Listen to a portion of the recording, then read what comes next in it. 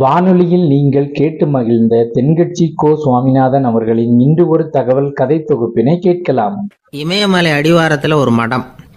அங்கே ஒரு சன்னியாசி இருந்தார். அவர்கிட்ட ஒருத்தர் வந்தார். சுவாமி, ஆசையை உதற நினைக்கிறேன், முடியல, ஒட்டிக்கிட்டே வருது அப்படின்னாராம். இப்படி உட்கார, ஒரு கதை சொல்கிறேன் அப்படின்னு சொல்லி அவர் சொல்ல ஆரம்பித்தாராம். அவர் சொன்ன கதை என்னென்னா, ஒரு ஊரில் ஒரு ஆள் இருந்தான். அவன் பேர் குப்புசாமி. அவன்கிட்ட எப்பவும் ஒரு பழைய தொப்பி இருக்கும், விடவே மாட்டான். அதனால் அவனை எல்லாரும் தொப்பி சாமி அப்படின்னு தான் கூப்பிடுறது வழக்கம். ஒரு புது தொப்பி வாங்கிக்கப்படாதாப்பா அப்படின்னு நண்பர்கள்லாம் சொல்லி பார்த்தாங்க. பணத்துக்கு எங்கே போவேன் அப்படின்னு விட்டானா. பணம் வச்சுருக்கான், செலவு பண்ண மனசு வரல, மகா கஞ்சன். பழைய பாட்டில்கள்லாம் வாங்கி விற்றுக்கிட்டு இருந்தான். அப்படி ஒரு தடவை பழைய கண்ணாடி சாமான்களை ஏலத்தில் எடுத்தப்போ அதில் ஒரு அருமையான சென்ட்டு பாட்டில் கிடச்சிது. உடனே ஒரு ஐடியா பண்ணான். அந்த சென்ட்டை சின்ன சின்ன பாட்டில்களில் அடைச்சி ஜன்னல் ஓரமாக அடுக்கி வச்சுட்டான். அதை விற்றா நிறைய பணம் கிடைக்குமே. அதனால் இதுக்கு இடையில் ஒரு நாள் அவன் அப்படியே உட்காந்துருந்தான். அந்த நேரம் நண்பன் வந்தான். ஏண்டா, உன் பழைய தொப்பியை மாற்றப்படாதா? ஊரில் எல்லாரும் கேலி பேசுகிறாங்களே உன்னை தொப்பி சாமின்னு அப்படின்னு சொல்லி கேட்டிருக்கான். இந்த சென்ட்டு பாட்டில் விற்றதும் பணம் வரும், அதுக்கப்புறம் பார்க்கலாம் அப்படின்னு நானா இவன். சரி வா, நீச்சல் குளத்துக்கு போயிட்டு வருவோம் அப்படின்னு கூப்பிட்ருக்கான் நண்பன். 2 பேரும் போனாங்க. அதே நேரம் அந்த ஊர் நீதிபதியும் அங்கே குளிக்க வந்தாராம். அவர்கிட்ட இருந்தது விலை வசந்த ஒரு புது தொப்பி. அதை அங்கே இருந்த ஸ்டாண்டில் மாட்டிவிட்டு குளிக்க போனார். இதுக்கிடையில் குப்புசாமி குளிச்சுட்டு வந்தான். அவனுடைய பழைய தொப்பியை காணலை. அந்த புது தொப்பியை பார்த்தா இது நண்பனுடைய வேலை தான் அப்படிங்கிறதாக புரிஞ்சுக்கிட்டு அதை எடுத்து மாட்டிகிட்டு வந்துட்டான். நீதிபதி குளிச்சுட்டு வந்து பார்க்குறாரு, தொப்பியை காணும். போலீஸில் புகார் கொடுத்தார். அவங்க தேடினாங்க. ஒரு மூலையில் பழைய தொப்பி கிடச்சிது. அடடா, இது நம்ம குப்புசாமியோட தொப்பி இல்லையா அப்படின்னு நானா ஒருத்தன். உடனே அவன் வீட்டுக்கு தேடிட்டு போயிருக்காங்க. அங்கே போய் பார்த்தா புது தொப்பி அங்கே இருக்குது.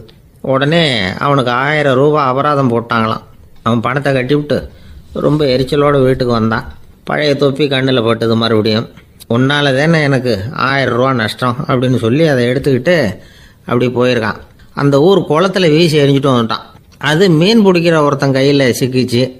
அவன் வர்ற வழியில் அதை எடுத்து வேகமாக வீசி எறிஞ்சான். அது நேராக குப்புசாமி வீட்டு ஜன்னல் வழியாக உள்ளே இந்த சென்ட்டு பாட்டில்கள் மேலே விழுந்து எல்லாம் உடஞ்சி நொறுங்கி போச்சு. குப்புசாமி பார்த்தான். தோட்டத்தில் ஆழமாக ஒரு குழியை வெட்டினான். அந்த தொப்பியை போட்டான், மூடிவிட்டான். இதை அடுத்த வீட்டுக்காரன் பார்த்தான். ஏதோ புதையல் தான் வச்சுருக்கான் போல இருக்குன்னு நினச்சான். போலீஸில் போய் புகார் கொடுத்துட்டான். மறுபடியும் போலீஸ் குழியை தோண்டினாங்க. பழைய தொப்பி மறுபடியும் வெளியில் வந்தது. எல்லாரும் சிரிக்கிறாங்க. அன்னைக்கு ராத்திரியே அந்த தொப்பியை எடுத்துக்கிட்டு நேராக புறப்பட்டான். ஒரு கல்லில் அதை சேர்த்து கட்டி குடிநீர் தொட்டி இருக்கும்ல, அதில் போட்டுட்டு வந்துட்டான். இனிமேல் என்ன பண்ணும் பார்ப்போன்னு. ஒரு நாள் திடீர்னு குழாயெல்லாம் அடைப்பட்டு போச்சு. மாநகராட்சி அலுவலர்கள் என்னன்னு பார்த்தா அந்த பழைய தொப்பி குழாயை அடைச்சிக்கிட்டு இருக்குது. இது குப்புசாமியோட தொப்பிங்கிறது தான் எல்லாருக்கும் தெரியுமே. உடனே குடிநீரை பாழாக்கணத்துக்காக குப்புசாமிக்கு கோர்ட்டு 2500 ரூபா அபராதம் போட்டுவிட்டுது. அதையும் கட்டிவிட்டு வெளில வந்தான். கடைசியாக முடிவு பண்ணான். ஒரு நெருப்பு குச்சியை கிழிச்சான். தொப்பியை கொளுத்தினான். எரிஞ்சுது. எடுத்து வெளில எரிஞ்சான். கொஞ்ச நேரத்தில் தீ அணைப்பு படம் வந்துட்டுது. ஆமாம், இவன் எடுத்து எரிஞ்சது வெளியில் விழுந்து வீட்டு கூரையே பற்றிக்கிட்டு எரிய ஆரம்பிச்சுட்டுது. அவனோட பணத்தாசையும் அதோட சேர்ந்து எரிஞ்சு போச்சான். இப்படி ஒரு கதை. இந்த கதையை சொல்லி முடித்தார் அந்த இமயமலை அடிவாரத்தில் இருந்த சன்னியாசி. இப்போ அந்த குப்புசாமி எங்கே இருக்கிறான்னு கேட்டார் எதிரில் இருந்தவர். இதோ உன் எதிரிலே இருக்கிறான், நான் தான் அந்த குப்புசாமி அப்படின்னாரான் அந்த சன்னியாசி. அந்த குப்புசாமி கிட்ட இருந்தது மாதிரி ஒரு பழைய தொப்பி நம்ம ஒவ்வொருத்தர்கிட்டையும் உண்டு. அதை எப்படி தொலைக்கிறதுன்னு தெரியாமல் தடுமாறிக்கிட்டு இருக்கிறோம். அது என்ன தொப்பிங்கிறீங்களா? அதுதான் நம்மை சூழ்ந்திருக்கிற மாயை அப்படிங்கிறார் சுவாமி சின்மயானந்தர். மெய்ஞானம் கிடைக்கிறப்போ மாயை எரிஞ்சு போகும் அப்படிங்கிறது அவருடைய கருத்து. நம்மால் ஒருத்தர் வேகமாக ஓடி வந்தார். காலில் மாட்டியிருந்த பழைய செருப்பு 2 ஆவேசமாக தூக்கி ஒரு கிணத்துல போட்டுட்டு வெறுங்காலோடு நடந்து வந்துக்கிட்டு இருக்கிறார். ஏன் அப்படி பண்ணீங்க அப்படின்னு கேட்டோம். அந்த செருப்புக்கு சொந்தக்காரன் பின்னாடி வந்துக்கிட்டு இருக்கிறான், அதனால் அப்படி பண்ணேன் அப்படிங்கிறார். ஒரு கடைக்கு போனேன். 5 ரூபா பணத்தை எடுத்து கொடுத்தேன். ஒரு தினசரி பத்திரிகையை கேட்டேன். அவர் உடனே அங்கே அடுக்கி வச்சுருந்த பத்திரிகையில் ஒன்று எடுத்து என் கையில் கொடுத்தார். வாங்கிக்கிட்டேன். மீதி பணத்தை எடுத்தார். அதையும் என் கையில் கொடுக்கணும்ல, கொடுக்கல. எதிரில் இருந்த பலகையில் வச்சு எடுத்துக்க சொன்னார். எப்பவும் அவர் அப்படி தான் பண்ணுவார். நானும் எடுத்துக்கிட்டு வந்துடுவேன். இவர் ஏன் இப்படி பண்ணுறாருங்கிறது எனக்கு ரொம்ப நாளாக ஒரு சந்தேகம். ஒரு நாள் அவர்கிட்டயே இதை கேட்டுவிட்டேன். ஏங்க, நீங்கள் உங்கள் கடைக்கு பொருள்கள் வாங்குறவங்களுக்கு நீங்கள் பாக்கி சில்லறையை கொடுக்குறப்போ பலகையில் வச்சு விட்றீங்க, கையில் கொடுக்க மாட்டேங்கிறீங்களே ஏன் அப்படின்னு கேட்டேன். காசை கையில் கொடுத்தா நம்மக்கிட்ட இருக்கிற லட்சுமி போயிடுவா சார் அப்படின்னார். அதாவது பணம் செலவாயிடும் அப்படின்னு அர்த்தமா. இன்னொரு நண்பர், அவர் ஒரு நாள் வழக்கத்துக்கு மாறாக ரொம்ப சோகமாக உட்காந்துருக்கிறார். ஏங்க என்னாச்சு, ஏன் இப்படி கப்பலே கவிழ்ந்தது மாதிரி உட்காந்துருக்குறீங்க அப்படின்னு கேட்டேன். கப்பலே கவிழ்ந்திருந்தா கூட நான் இப்படி கவலைப்பட மாட்டேன் சார், வேற ஒன்று நடந்து போச்சுன்னார். என்னன்னு கேட்டேன். என் உச்சந்தலையில் பல்லி ஒன்று விழுந்துட்டுதுன்னார். அதுக்காகவா இப்படி அப்படின்னு ஆச்சரியப்பட்டேன். ஆமாங்க, பல்லி உச்சந்தலையில் விழுந்தால் பலன் என்னன்னு பஞ்சாங்கத்தில் பார்த்தேன், மரணம்னு போட்டிருக்கு அப்படின்னு சொல்லிவிட்டு அவர் தொடர்ந்து கவலைப்பட ஆரம்பிச்சிட்டார். இப்படியும் ஒருத்தர், என் கூட வேலை பார்க்குற ஒருத்தர் எப்படி தெரியுமா, தினமும் வலது காலை வச்சு தான் ஆஃபீஸுக்கு உள்ளே நுழைவார். என்னைக்காவது தவறுதலாக இடது காலை வச்சு உள்ளே வந்துட்டார்னா அன்னைக்கு பூரா மனசு சங்கடப்படுவார், எந்த வேலையும் சரியாக ஓடாது. கேரம் போர்டு ஆடுற ஒருத்தர் எப்போ ஆட உட்காந்தாலும் ஸ்ட்ரைக்கரை கை தவறி கீழே விழுற மாதிரி பண்ணி அதுக்கப்புறம் அதை எடுத்துக்கிட்டு ஆட உட்காருவார். ஏன்னா எப்போவோ ஒரு தடவை நிஜமாவே அது கை தவறி கீழே விழுந்திருக்குது, அன்னைக்கு பிரமாதமாக ஜெயிச்சுட்டார். உடனே ஒரு முடிவுக்கு வந்துட்டார், கை தவறுனா லாபம் அப்படின்னு. அதுக்கப்புறம் அதையே பழக்கமாக்கிக்கிட்டார். பூனை குறுக்க போனால் சகுனம் சரியில்லைன்னு நினைக்கிறவங்க உண்டு. ஆனால் ஒருத்தர் எப்படி தெரியுமா, அவர் வெளியில் கிளம்புற சமயம் பக்கத்து வீட்டு ரேடியோவில் மியாவ் மியாவ் பூனை குட்டின்னு பாட்டு சத்தம் கேட்டால் கூட போதும், சகுனம் சரியில்லைன்னு பிரயாணத்தை கேன்சல் பண்ணிவிடுவார். இப்போ இவ்வளவும் எதுக்கு சொல்கிறோம்னா, அளவுக்கு மீறின சகுன நம்பிக்கைகள் இருக்குது பாருங்கள், இதோட பயமும் சேர்ந்துக்கிட்டதுன்னு வச்சுக்கோங்க, இது ஒருத்தருடைய மனநிலையை பாதிச்சிடும். இது உளவியல் நிபுணர்கள் சொல்கிற கருத்து. வாழ்க்கையே தடுமாற வச்சிரும். பாதுகாப்பு இல்லாத உணர்வு, ஒரு விதமான டிப்ரெஷன் மனநிலை, இதெல்லாம் தான் இதுக்கு காரணமாக அமையலாம். சில பேர் காய்கறி நறுக்க கத்தியை கையில் எடுத்தால் கூட நேரம் சரியாக இருக்கா அப்படின்னு பார்த்துட்டு தான் வேலையை ஆரம்பிக்கிறது வழக்கம். அறிவு தான் மனசுக்கு வாத்தியாராக இருக்கணும், அப்போ தான் வாழ்க்கை நிம்மதியாக இருக்கும். அறிவு மனசு சொல்கிறபடியெல்லாம் கேட்க ஆரம்பிச்சுட்டுதுன்னா இடைஞ்சல் தான். ஒருத்தருக்கு 7ஆம் நம்பர் தான் ராசியான நம்பரான், 7ஆம் தேதி தான் எந்த காரியத்தையும் ஆரம்பிப்பாராம். 7 எழுத்து வர்றது மாதிரி பேரை மாற்றி வச்சுக்கிட்டார். 7 மணிக்கு தான் தினமும் எழுந்திருப்பார். 7ஆம் நம்பர் வீட்டில் தான் குடியிருக்கார். கல்யாணம் கூட 7ஆம் தேதி தான் பண்ணிக்கிட்டார். அவர் ஒரு நாள் குதிரை பந்தயத்துக்கு போனாராம். குதிரையோட பேரையெல்லாம் பார்த்தார். ஒரு குதிரையோட பேர் 7 எழுத்தில் அமைஞ்சிருந்தது. 7 தானே இவருக்கு அதிர்ஷ்ட நம்பர், அதனால் உடனே அது பேரில் பணத்தை கட்டினார். பந்தயம் நடந்தது. என்ன சார் ஆச்சுன்னு கேட்டாங்க. நான் பணம் கட்டின அந்த என்னோட குதிரை 7ஆவதாக சேர்ந்தது சார் அப்படின்னாராம் சோகமாக. காசியில் இருக்கிற கடவுள் காசி விஸ்வநாதர், அங்கே இருக்கிற தேவி காசி விசாலாட்சி. இவங்க 2 பேரும் ஒரு நாள் பேசிக்கிட்டு இருந்தப்போ கடவுள் சொன்னார், இந்த மனிதர்களை நாம் ரொம்பவும் நம்பிக்கையோடு தான் படைச்சிருக்கிறோம், இருந்தாலும் அவங்களுக்கு தான் நம்பிக்கை இல்லை, எதுலேயும் ஒரு உண்மையான நம்பிக்கை இல்லாமல் வாழ்ந்துக்கிட்டு இருக்கிறாங்க அப்படின்னார். என்ன அப்படி சொல்கிறீங்க, அதை பாருங்கள், எவ்வளவு பேர் காசியை தேடிட்டு கங்கையில் குளிச்சுக்கிட்டு இருக்கிறாங்க, அவங்களெலாம் நம்பிக்கை இல்லைன்னா இவ்வளவு தூரம் தேடிட்டு இங்கே குளிப்பாங்களா அப்படின்னு நாங்கள் தேவி. சரி, அதை சோதித்து பார்க்கலாம் அப்படின்னு 2 பேரும் முடிவு பண்ணிக்கிட்டாங்க. உடனே ஒரு திட்டம் போட்டாங்க. அது எப்படின்னா, நாம் 2 பேருமே பக்தர்கள் மாதிரி உருவத்தை மாற்றிக்கிட்டு கங்கை கரைக்கு போக வேண்டியது. நான் கங்கையில் இறங்கி குளிக்கிறேன், கொஞ்ச நேரத்தில் சுழலில் மாட்டிக்கிட்டது மாதிரி நடிக்கிறேன். நீ உடனே கரையிலிருந்து சத்தம் போடும், என்னோடய வீட்டுக்காரரை யாராவது காப்பாற்றுங்களேன்னு சத்தம் போடும். அதோடு இன்னொன்று சொல்லு, யாராவது ஒரு புண்ணிய ஆத்மா அவர்கிட்ட போய் அவருடைய முடியை பிடிச்சி இழுக்கணும், அப்படி ஒரு சாபம் இருக்குது எங்களுக்கு. புண்ணிய ஆத்மா, அதாவது எந்த பாவமும் செய்யாத இல்லாத ஒருத்தர் தான் அவரை காப்பாற்ற முடியும். அப்படிப்பட்டவங்க யாராவது வெள்ளத்தில் குதிச்சு என்னுடைய கணவரை காப்பாற்றுங்கோ அப்படின்னு நீ சத்தம் போடு, கூச்சல் போடு, என்ன நடக்குதுன்னு பார்க்கலாம் அப்படின்னார் கடவுள். சரின்னு சொல்லி 2 பேருமா சாதாரண பக்தர்கள் மாதிரி கங்கை கரைக்கு சேர்ந்தாங்க. அவர் இறங்கி குளித்தார். திட்டம் போட்டது மாதிரியே சுழலில் மாட்டிக்கிட்டது மாதிரி கத்தினார். கரையில் இருந்த அந்த அம்மா, ஐயோ என் கணவரை காப்பாற்றுங்களேன், யாராவது காப்பாற்றுங்களேன்னு கத்துனாங்க. பல பேர் ஓடி வந்தாங்க. உடனே இவங்க, பாவம் இல்லாத புண்ணிய ஆத்மா ஒருத்தரால் தான் என்னுடைய கணவர் காப்பாற்றப்படணுங்கிறது விதி, அப்படி ஒரு சாபம் இருக்குது, அதனால் புண்ணிய ஆத்மா யாராவது அவர்கிட்ட போய் அவர் முடியை பிடிச்சி தூக்கினா அவரை காப்பாற்றி விடலாம் அப்படின்னாங்க. இவங்க இப்படி சொன்னதும் எல்லாரும் திகைச்சு போய் நின்றுட்டாங்க. ஒவ்வொருத்தருக்கும் அவங்க செஞ்ச பாவம்லாம் ஒவ்வொன்றா ஞாபகத்துக்கு வர ஆரம்பிச்சுட்டுது. சரி, இதுக்கு நாம லாயக்கு இல்லை அப்படின்னு சொல்லி ஒதுங்கி போக ஆரம்பிச்சிட்டாங்க எல்லாம். இந்த சமயத்தில் யாரோ ஒருத்தர் வேகமாக ஓடி வந்தார், ஆற்றுல குதிச்சார்.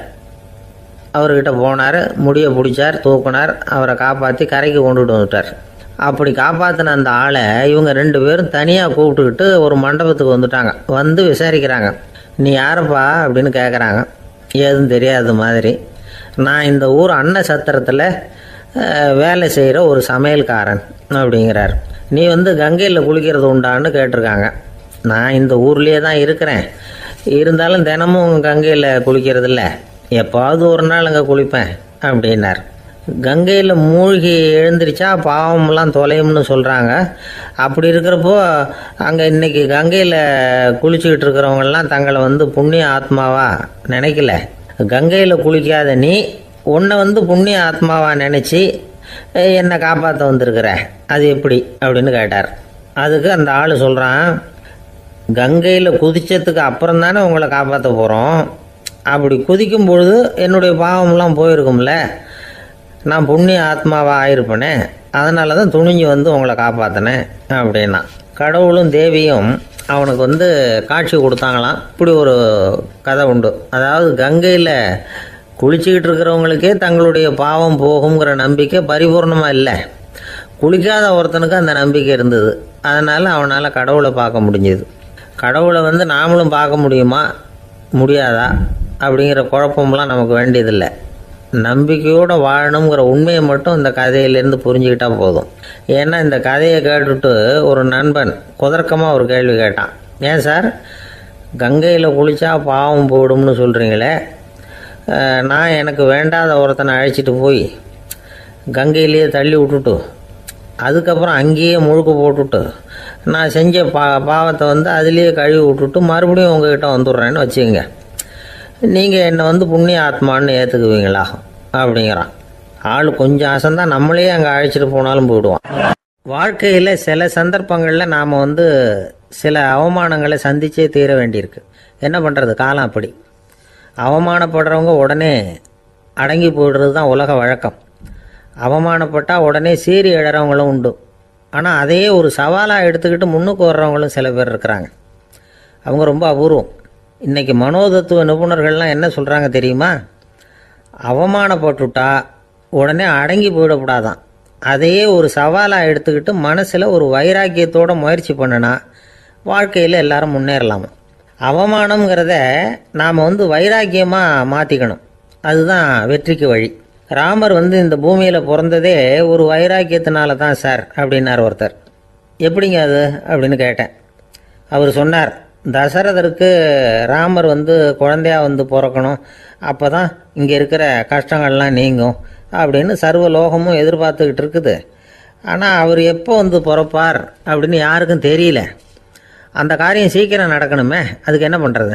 நாரதர் வந்தார் ஒரு நாள் தசரதரை தேடி. தசரதா, உனக்கு ஒரு செய்தி தெரியுமான்னு ஆரம்பித்தார். அவர் எப்பவும் இப்படித்தானே ஆரம்பிக்கிறது வழக்கம். என்ன விஷயம்னு கேட்டார் தசரதர். தசரதா, நீ அடிக்கடி உன்னோட தேரில் ஏறிக்கிட்டு தேவலோகத்துக்கு போகிற, அங்கே போகிற வர்ற எல்லாம் பண்ணிகிட்ருக்க, எல்லாம் சரி. தேவலோகத்துலேயும் உன்னை நல்லபடியாக தான் வரவேற்கிறாங்க. தேவேந்திரன் உன்னை பிரியமாக அழைச்சிட்டு போய் தன்னுடைய அரியாசனத்திலேயே தனக்கு பக்கத்திலேயே உட்கார வைக்கிறான். நீயும் சந்தோஷமாக உட்காந்து பேசிவிட்டு வந்துடுற. ஆனால் நீ இங்கே வந்ததுக்கு அப்புறம் அங்கே என்ன நடக்குது தெரியுமா உனக்கு அப்படின்னாரான் நாரதர். என்ன நடக்குது எனக்கு ஒன்றும் தெரியலையே அப்படின்னாரான் தசரதர். நாரதர்கிட்ட வந்து கிட்டத்தில் வந்து கேட்டிருக்கார், கொஞ்சம் சொல்லுங்கள் என்னது அப்படின்னு. அவர் நெருங்கி வந்தாராம் நாரதரும். மெதுவாக அவர் காதோட காதாக சொன்னாராம். அதாவது நம்ம பாஷையில் சொல்லப்போனால் பற்ற வைக்கிறார். நீ அங்கே தேவேந்திரங்கிட்ட உட்காந்து பேசிவிட்டு வந்த பிறகு நீ அங்கே உட்காந்துருந்த அரியாசனத்தை தண்ணி ஊற்றி கழுவி சுத்தப்படுத்துகிறாங்க. நீ என்ன அந்த அளவுக்கு சுத்தம் இல்லாத ஆளா? தினம் குளிக்காமையாக இருக்கிற அப்படின்னாராம். தசரதருக்கு இது ரொம்ப அவமானமாக போயிட்டுது. அப்படியே செய்கிறாங்க அப்படின்னாராம். ஆமாம், நீ வேணும்னா நான் சொல்கிறது உண்மையா இல்லையா அப்படின்னு சோதனை பண்ணி பார்த்துக்கோ அப்படின்னாரான் நாரதர். உடனே தசரதர் இதுக்காகவே புறப்பட்டு தேவலோகம் போனார். அங்கே வழக்கம் போலவே இவரை கூப்பிட்டு உட்கார வச்சு பேசிக்கிட்டு இருந்தான் தேவேந்திரன். கொஞ்ச நேரம் பேசிக்கிட்டு இருந்துட்டு சரி நான் கிளம்புறேன்னு புறப்பட்டார். சரி, அவனும் வாசல் வரைக்கும் வந்து வழி அனுப்பி வச்சுட்டு உள்ளே போயிட்டான். தசரதர் வெளியில் கொஞ்ச நேரம் மறைஞ்சி இருந்துட்டு மெதுவாக உள்ளே எட்டி பார்த்தார் என்ன நடக்குதுன்னு. நாரதர் சொன்னது உண்மைதான். தசரதர் உட்காந்துருந்த ஆசனத்தை அங்கே 2 தேவர்கள் கழுவி சுத்தப்படுத்திக்கிட்டு இருக்கிறாங்க. தசரதரால் இதை தாங்கிக்க முடியல. அவருக்கு ரொம்ப அவமானமாக போச்சு. நேராக கிடுகிடுன்னு தேவேந்திரங்கிட்டே போனார். நான் உட்காந்துருந்த இருக்கையே சுத்தம் பண்ணுறியே, நான் என்ன அந்த அளவுக்கு பாவியா அப்படின்னு கேட்டார். ரொம்ப கோபமாக கேட்டார். தசரதரே, மனுஷனுக்கு 3 கடன்கள் உண்டு. தேவ கடன், ரிஷி கடன், பித்ரு கடன். இதை தீர்க்காதவன் பாவியாகிறான். இதில் மகனை பெறுவதால் தான் பித்ரு கடன் தீரும். உனக்கு மகன் கிடையாது, அதனால் நீ பாவியாகிற. பாவி உட்கார்ந்துருந்த இடம்ங்கிறதுனால அதை சுத்தம் செய்ய வேண்டியது எங்கள் கடமை அப்படின்னு நானாம் தேவேந்திரன். இந்த இடத்துல தசரதருக்கு ஏற்பட்ட அவமானம் ஒரு வைராக்கியமாக மாறிச்சு. தேவேந்திரனே கேட்டுக்கோ, ஒரு மகனை பெற்ற பிறகு தான் இந்த சபையில் மறுபடியும் அடி எடுத்து வைப்பேன் அப்படின்னு சொல்லிவிட்டு போயிட்டாராம். போய் புத்திர காமேஷ் யாகம் பண்ணார். புத்திரர்கள் பிறந்தார்கள். இந்த கதையில் உள்ள கருத்து என்னன்னா, தேவேந்திரன் தசரதரை அப்படி அவமானப்படுத்தலைன்னா அவருக்கு இப்படி ஒரு வைராக்கியம் பிறந்திருக்குமா யோசிச்சு பார்க்கணும். நமக்கு ஏற்படுகிற சில அவமானங்களையும் வைராக்கியமாக மாற்றிக்குவோம். அப்படி மாற்றிக்கிட்டோம்னா வாழ்க்கையில் வந்து முன்னேறலாம். நம்ம ஆளுங்க சில பேர் அவமானத்தை வந்து வைராக்கியமாக மாற்றிக்கிறது எப்படி தெரியுமா? நம்மக்கிட்ட ஒரு பையன் சொன்னான், எங்கள் அப்பா என்னை எல்லாருக்கும் முன்னாடி வச்சு திட்டிவிட்டார், பொறுப்பு இல்லாமல் ஊர் சுற்றுறேன்னு சொல்லி அவமானப்படுத்தி விட்டார். இனிமேல் நீ என் முகத்திலேயே முழிக்காதரா போடான்னு வேற சொல்லிவிட்டார். எனக்கு ரோஷம் வந்துட்டுது. அந்த அவமானத்தை வைராக்கியமாக மாற்றிக்கிட்டேன். அன்னையிலேருந்து அவர் முகத்திலேயே முழிக்கிறது இல்லை அப்படின்னா. அப்படியான்னு கேட்டோம். ஆமாங்க, அவர் வீட்டில் இல்லாத நேரமாக பார்த்து உள்ள சமையல் கட்டுக்கு போய் சாப்பிட்டுட்டு நைஸாக வெளியில் வந்துடுவேன் அப்படிங்கிறான் அவன். ஒரு விவசாயி விதைக்கிறதுக்காக வயல்வெளி பக்கம் போகிறார். விதைகளை அள்ளி வீசினார். அப்போ என்ன ஆச்சுன்னா, சில விதைகள் வந்து பாதை ஓரத்தில் விழுந்தது. சில விதைகள் முள் செடிகள் மண்டி இருந்த புதருக்கு இடையில் விழுந்தது. சில விதைகள் நல்ல நிலத்தில் விழுந்தது. பாதை ஓரத்தில் விழுந்த விதை என்ன ஆச்சுன்னா, அதெல்லாம் பறவைகள் கண்ணில் போட்டுவிட்டுது. உடனே வந்து உட்காந்து கொத்தி தின்னுட்டு போட்டுது. அதிகமாக மண் இல்லாத பாறை பகுதியில் விழுந்த விதையெல்லாம் லேசாக வேர் விட்டு முளைக்க ஆரம்பிச்சுது. அதுக்கப்புறம் வேர் கீழேயும் ஆழமாக போக முடியல, மேலேயும் சூரிய வெப்பம் அதிகம் தாங்க முடியல, எல்லாம் காஞ்சி கருகி போட்டுது. புதர் பகுதியில் சில விதைகள் விழுந்தது இல்லையா, முள் செடிகள் காடாக மண்டி போயிருந்தது. அதனால் முளைச்சி வர்ற செடிக்கு நெருக்கடி அதிகமாக போட்டுது, சரியாக வளர முடியல, விளைச்சலும் சரியாக இல்லை. நல்ல நிலத்தில் விழுந்த விதைகள் மட்டும் நல்லா முளைச்சிது, நல்லா வளர்ந்தது, விளைச்சலும் பிரமாதமாக இருந்தது. இந்த கதையை சொல்லிவிட்டு கேட்க செவியுள்ளோர் கேட்கட்டும் அப்படிங்கிறார் இயேசு பெருமான். ஆமாம், இயேசு கடலில் நின்ற படகு ஒன்றில் உட்காந்துருக்கிறார். கடற்கரையில் ஏராளமான மக்கள் உட்காந்துருக்கிறாங்க. அந்த சமயத்தில் தான் இயேசு வந்து ஓமைகள் மூலமாக மக்களுக்கு பல உண்மைகளை சொல்லிகிட்டு இருக்கிறார். மக்கள் அந்த கதையை கேட்டுட்டு ஒன்றும் புரியாமல் முழிக்கிறாங்க. அதை கவனித்த இயேசு அந்த ஓமையை விளக்க ஆரம்பித்தார். இதில் அந்த விதைக்கிறவர் தான் இறைவன். அவருடைய வார்த்தைகளை விதைக்கிறார். அந்த வார்த்தைகளை கேட்கிற மக்கள் அந்த விழுந்த விதைகள் மாதிரி 4 வகையானவர்கள். சில பேர் பாதை ஓரத்தில் விழுந்த விதைகள் மாதிரி இறைவன் வார்த்தைகளை அவங்க கேட்குறாங்க. ஆனால் தீய எண்ணங்கள் செய்கைகள் மூலமாக விதைக்கப்பட்ட வார்த்தைகள் அழிஞ்சு போடுது. இறைவன் வார்த்தைகளை கேட்ட உடனே மகிழ்ந்து போய் உடனே சில பேர் அதை ஏற்றுக்கிறாங்க. இவங்கெல்லாம் அந்த பாறை பகுதியில் விழுந்த விதைகள் மாதிரி. அதனால் இவங்கெல்லாம் வேறு இல்லாதவங்க, கொஞ்ச காலத்துக்கு இறை வார்த்தைகளுக்கு கீழ்ப்படிந்து நடப்பாங்க. அதனால் ஏதாவது இடைஞ்சல் ஏற்பட்டால் உடனே தடுமாறுவாங்க. தங்கள்கிட்ட இருக்கிற நல்ல பண்புகளை விட்டுட்டு பாவ வழிகளுக்கு போயிடுவாங்க. முள் செடிகளுக்கு இடையில் விழுந்த விதைகள் மாதிரி உள்ளவங்க யாருன்னா, இவங்களுக்கு உலக கவலை உண்டு, செல்வத்தின் மீது மயக்கம் உடையவர்கள், உலக ஆசைகள் இவங்களுக்குள்ளே பூந்துடுறதுனால அங்கே இருக்கிற நல்ல பண்புகள் வந்து மறைஞ்சு போயிடுது. அதனால் அவங்களும் உபயோகம் இல்லாதவங்களாக ஆயிடுறாங்க. நல்ல மனிதர்கள் நல்ல நிலத்தில் விழுந்த விதைகளுக்கு ஒப்பானவர்கள். இவங்க இறை வார்த்தையை கேட்குறாங்க, அதை ஏற்றுக்கிறாங்க, அவங்களும் நல்லபடியாக வாழுறாங்க, அடுத்தவங்களுக்கும் உபயோகமாக இருப்பாங்க. இதுதான் இயேசு சொன்ன விளக்கம்.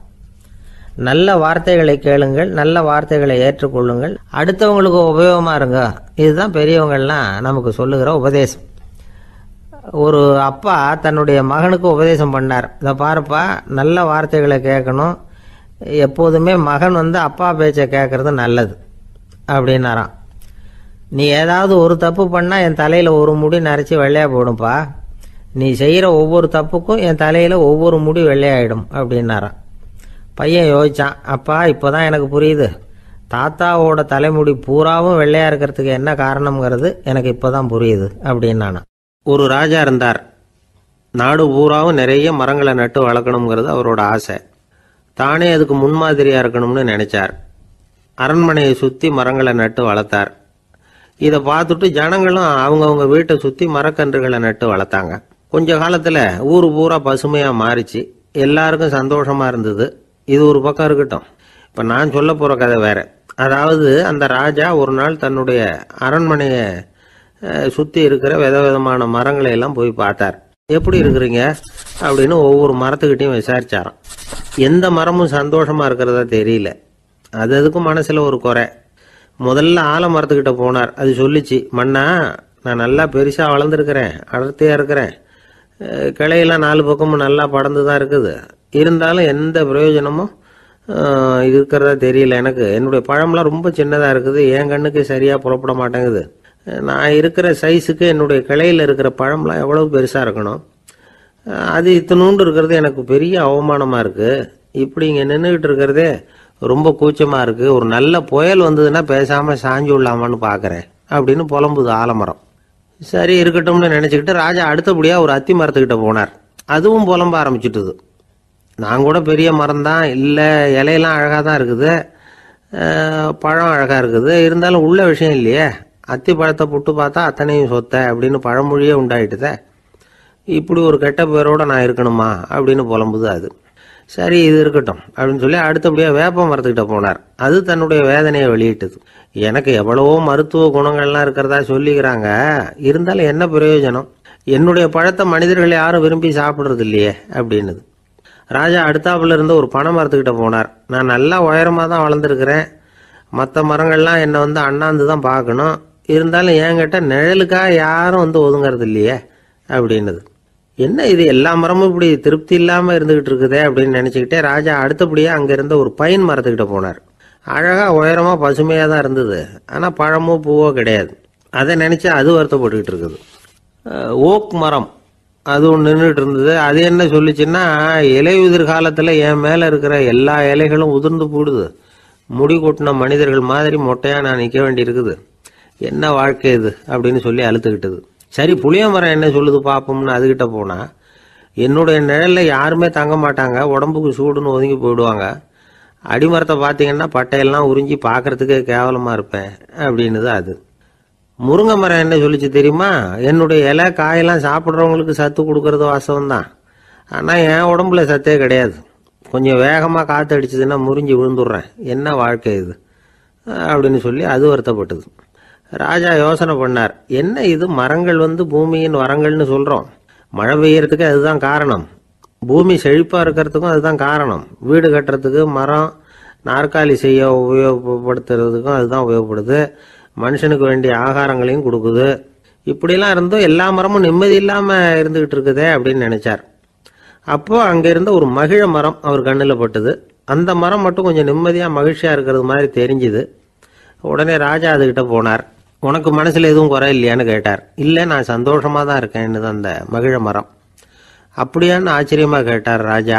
ஆமாம் மன்னா, இந்த இடத்துல நீங்கள் ஒரு முருங்கை மரத்தையோ வேப்ப மரத்தையோ கூட நட்டிருக்கலாம், ஆனால் இந்த இடத்துல நடுறதுக்கு என்ன தேர்ந்தெடுத்திருக்கிறீங்க, அதுவே எனக்கு பெருமை, அதுவே எனக்கு திருப்தி அப்படின்னு தான் மகிழ மரம். மகிழ மரம் சாதாரணமாக தான் இருக்கும், இளம் மஞ்சள் நிறத்தில் பூக்கள், அது காய்ந்தும் மனம் வீசும். மகிழ மரம் மாதிரி மன திருப்தியோடு வாழறதுக்கு நாம் கற்றுக்கணுமா. நாம் இந்த உலகத்தில் ஒரு நாயாவோ நரியாவோ கூட பிறந்திருக்கலாம், மனுஷனாக பிறந்திருக்கிறோம், அதுவே பெருமை தானே. இந்த நிறைவு தான் மகிழ்ச்சியின் ரகசியம். ஒரு பையன் அப்பா கிட்ட போய், அப்பா நீங்கள் இந்த உலகத்தில் ஒரு மனுஷனாக பிறந்தது என்னோட அதிர்ஷ்டம் நானா. ஏண்டா அப்படி சொல்கிறேன்னு இருக்கார் அப்பா. நீங்கள் ஒரு கரடியாக பிறந்திருந்தா இந்நேரம் நானும் ஒரு கரடி குட்டியாக தானே இருந்திருப்பேன் அப்படின்னு நானா பையன். ஒரு ஊரில் ஒரு ராஜா இருந்தார். அவர் ஒரு பூனை வளர்த்தார். ரொம்ப செல்லமாக அவர் அந்த பூனையை வளர்த்தார். அவர் என்ன பண்ணுவார் தெரியுமா? இரவு நேரத்தில் அந்த பூனையோட தலையில் ஒரு விளக்க வச்சுருவார். அந்த பூனை ரொம்ப ஜாக்கிரதையாக அந்த விளக்கு கீழே விழுந்துடாமல் பார்த்துக்கும். தலையை ஆட்டாமல் ரொம்ப நிதானமாக ராஜா பின்னாடி நடந்து போய்கிட்டே இருக்கும். அந்த விளக்கு வெளிச்சத்தில் எல்லா வேலைகளையும் செஞ்சுருவார். கையில் ஒரு விளக்கை தனியாக எடுத்துகிட்டு போக வேண்டிய அவசியமே இல்லை. விளக்கை தூக்கிட்டு போகிற வேலையை அந்த பூனை பார்த்துக்கும். அதனால் ராஜாவுக்கு அந்த பூனை மேலே ரொம்ப பிரியம். மந்திரிகளையெல்லாம் கூப்பிட்டு அவங்கக்கிட்ட சொல்லுவார், பார்த்தீங்களா இந்த பூனை எவ்வளவு விசுவாசமாக நடக்குது, என் பேரில் எவ்வளவு மரியாதை பார்த்தீங்களா அதுக்கு அப்படிம்பார். இதை கேட்டுவிட்டு அங்கிருந்த அமைச்சர்களில் ஒருத்தர் சொன்னார், மன்னா நீங்கள் சொல்கிறது சரிதான், இருந்தாலும் இந்த பூனையோட விசுவாசத்தை நாம் கொஞ்சம் சோதித்து பார்க்க வேண்டியிருக்கு அப்படின்னாராம். சரி, உங்கள் ஆசையை ஏன் கெடுக்கணும், நல்லா சோதிச்சு பாருங்க அப்படின்னு சொல்லிவிட்டார் ராஜா. உடனே அந்த அமைச்சர் என்ன பண்ணார் தெரியுமா? எங்கேயோ புறப்பட்டு போனார். ஒரு 5-6 எலிகளை பிடிச்சிட்டு வந்தார். அரண்மனையில் ராஜா ஏதோ வேலை பார்த்துக்கிட்டு இருக்கிறாரு. பக்கத்தில் அந்த பூனை ரொம்ப பணிவாக நின்றுக்கிட்டு இருக்குது. அது தலையில் விளக்கு எரிஞ்சிக்கிட்டு இருக்கு. அமைச்சர் தான் பிடிச்சிட்டு வந்த எலிகளை அந்த பூனை பார்வையில் படுறது மாதிரி எதிரில் விட்டார். அந்த எலிகள்லாம் அங்கேயும் இங்கேயும் ஓட ஆரம்பிச்சுது. அதை பார்த்தது பூனை. அவ்வளவுதான். தலையில் இருக்கிற விளக்கை பற்றியும் கவலைப்படலை, ராஜாவை பற்றியும் கவலைப்படலை. ஒரே பாய்ச்சலாக பாஞ்சு எலிகளை துரத்த ஆரம்பிச்சுட்டுது. தலையில் இருந்த விளக்கு எங்கேயோ போய் விழுந்தது, அணைஞ்சு போச்சு. இருட்டில் ராஜா தடுமாற ஆரம்பிச்சுட்டார். இந்த சமயத்தில் அந்த அமைச்சர் மறுபடியும் விளக்கை ஏற்றினார். வெளிச்சம் வந்தது. அதுக்கப்புறம் அந்த அமைச்சர் பேசினார், அரசே, பூனையோட விசுவாசத்தை பார்த்தீங்களா? எலி அது கண்ணில் படுற வரைக்கும் தான் விசுவாசமாக இருந்தது. அது மாதிரி எலியை பார்த்ததும் எல்லாத்தையும் விட்டுட்டு அதை துரத்த ஆரம்பிச்சுட்டு பார்த்தீங்களா? தான் அந்த பூனையை பற்றி நினச்சது தப்புங்கிறது அதுக்கப்புறம் தான் அந்த ராஜாவுக்கு புரிஞ்சுதான். சரி, இப்போ எதுக்கு இந்த கதையெல்லாம் அப்படிங்கிறீங்களா? இந்த பூனை மாதிரி தான் நம்ம மனசும். மனசை எவ்வளவு தான் பயிற்சி கொடுத்து பக்குவமாக வச்சுருந்தாலும் பார்க்குறதுக்கு பரமசாது மாதிரி தான் இருக்கும். பார்க்க வேண்டியதை பார்த்துட்டுதுன்னா பாஞ்சிரும். இந்த பூனை மாதிரி புலன் இன்ப பொருள்கள் கிட்டாத வரைக்கும் மனம் அடங்கி இருக்கிறது மாதிரி தான் தெரியும். கொஞ்சம் வாய்ப்பு கிடைச்சாலும் அது குதிக்க ஆரம்பிச்சிடும், தப்பு பண்ண ஆரம்பிச்சிடும்.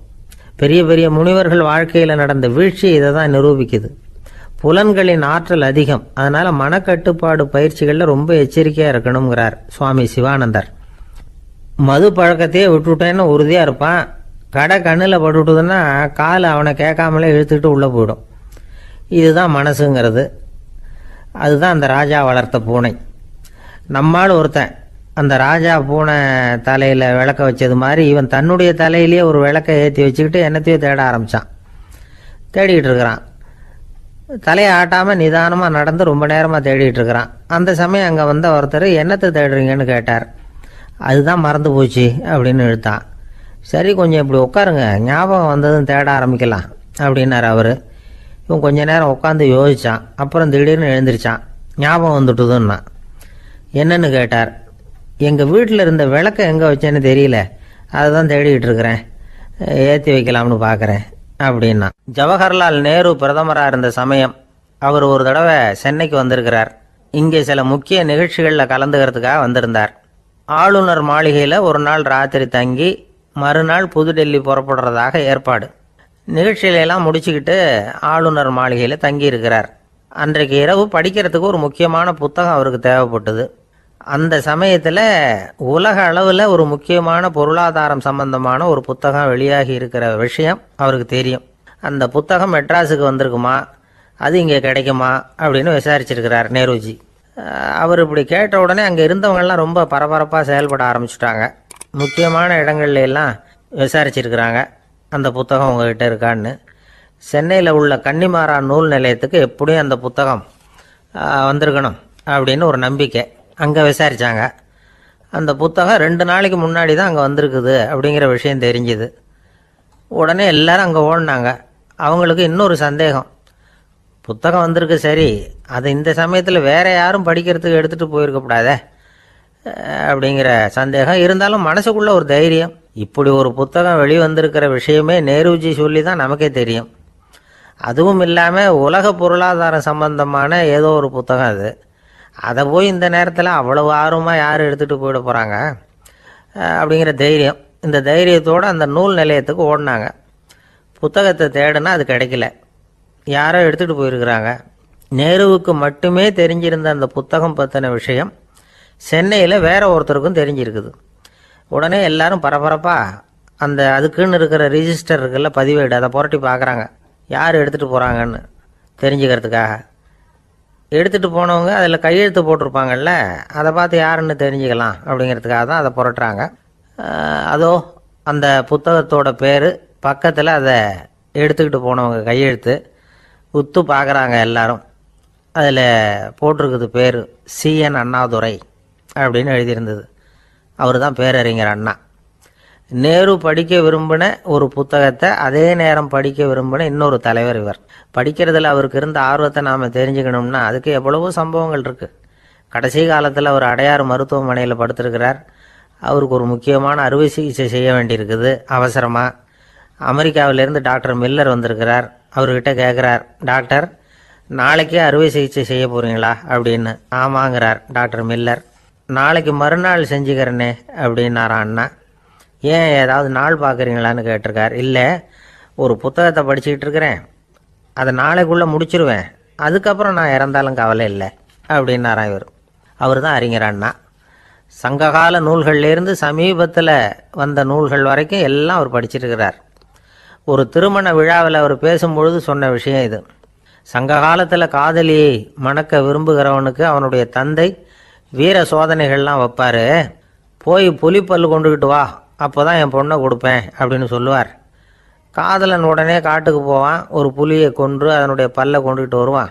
அதை வீர பதக்கத்தில் பதிச்சு அவனுக்கு மாமனார் சூட்டுவார் கல்யாண சமயத்தில். இப்போலாம் காதலன் கிட்ட அப்படி சொல்ல முடியாது.